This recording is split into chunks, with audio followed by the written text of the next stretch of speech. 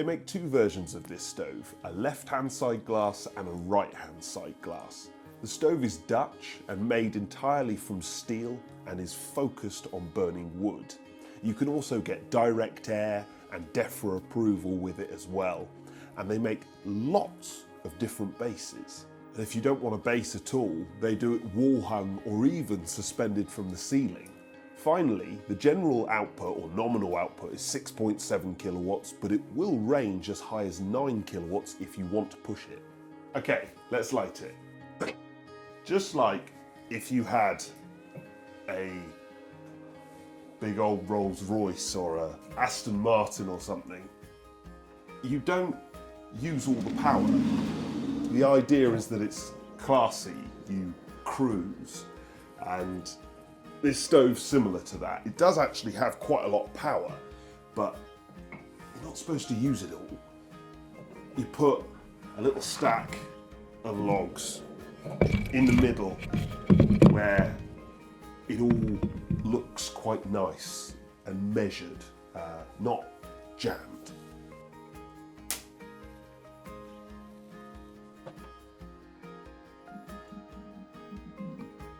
Leave the door just ajar and fully open.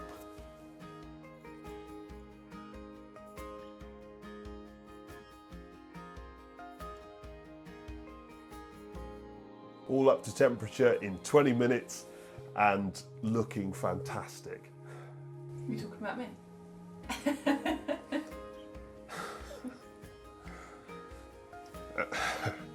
Up to temperature in 20 minutes. This stove runs at 78% efficiency, and obviously it has all the modern approvals, eco-design, DEFRA approval if you want it. Obviously a stove like this is not made for running all day, all night. It's a fantastic showpiece, but I had to give it a go. And actually it performed really well. Running overnight, staying clean on the glass, it was fantastic. Obviously I tested it sort of deliberately making the glass all go black and seeing whether it could clean itself off.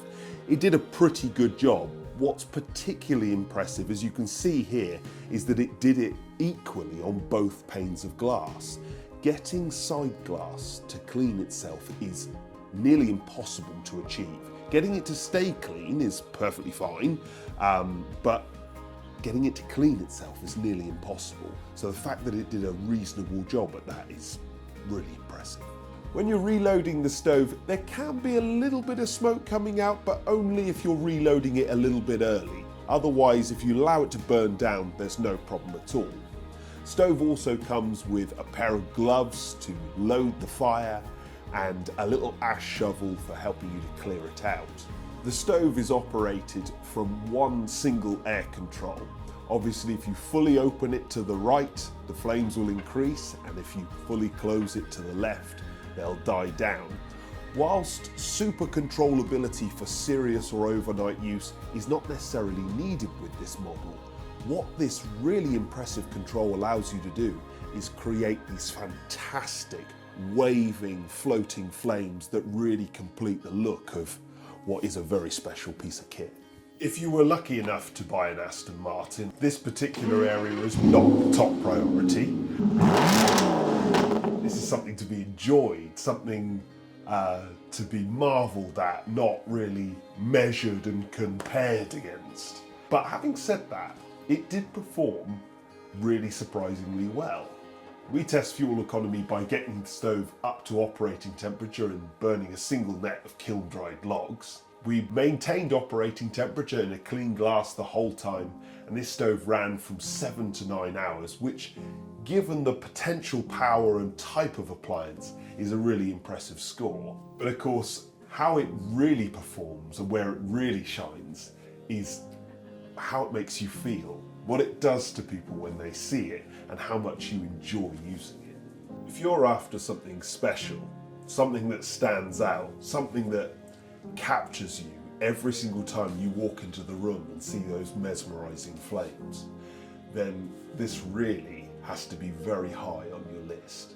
There are loads of special stoves out there, but there aren't many that are as refined or as unique as this stove. It performed really well in all of the tests, but the only test that really any of us care about is obvious. I mean, look at it.